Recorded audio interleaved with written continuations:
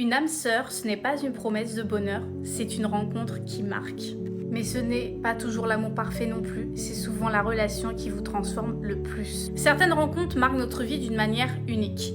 Dès le premier regard, une sensation de reconnaissance s'installe, comme si cette personne faisait déjà partie de notre histoire. Ou bien, comme si on l'avait déjà vue un jour dans notre vie. Ces liens profonds sont souvent appelés relations d'âme sœur. Mais en réalité, que signifient-elles réellement et surtout pourquoi sont-ils parfois si intenses? Une âme sœur est une personne avec laquelle nous partageons une connexion profonde, émotionnelle, énergétique. Ce lien se distingue des relations ordinaires par son intensité et par l'impact durable qu'il a sur notre évolution personnelle.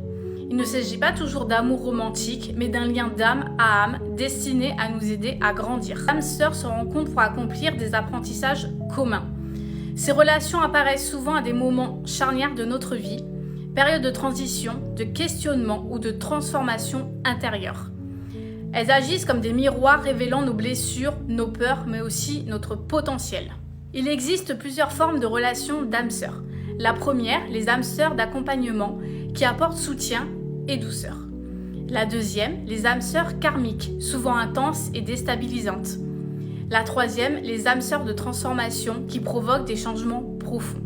Chaque type de lien a un rôle précis dans notre cheminement. Parmi les signes les plus fréquents, comment reconnaître son âme sœur? Premièrement, un sentiment immédiat de reconnaissance. Une connexion émotionnelle très forte. Une impression de compréhension mutuelle profonde. Des émotions amplifiées, positives comme difficiles. Une relation qui pousse à se remettre en question. Je l'ai dit au début de cette vidéo, les relations d'âme sœur, c'est loin d'être un long fleuve tranquille, mais elles sont très difficiles parfois.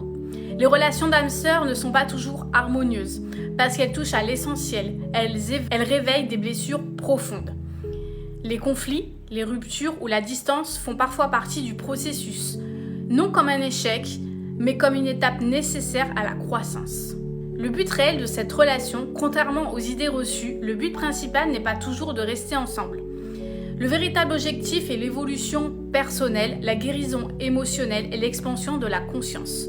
Certaines âmes sœurs restent toute une vie, d'autres ne font que passer, mais laissent une empreinte durable.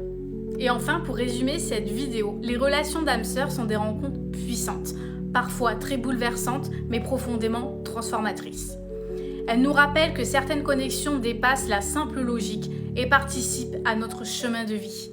Comprendre ces liens, c'est apprendre à accueillir chaque rencontre pour ce qu'elle vient nous enseigner. Je souhaite à chacun de croiser son âme sœur et de laisser cette rencontre le changer.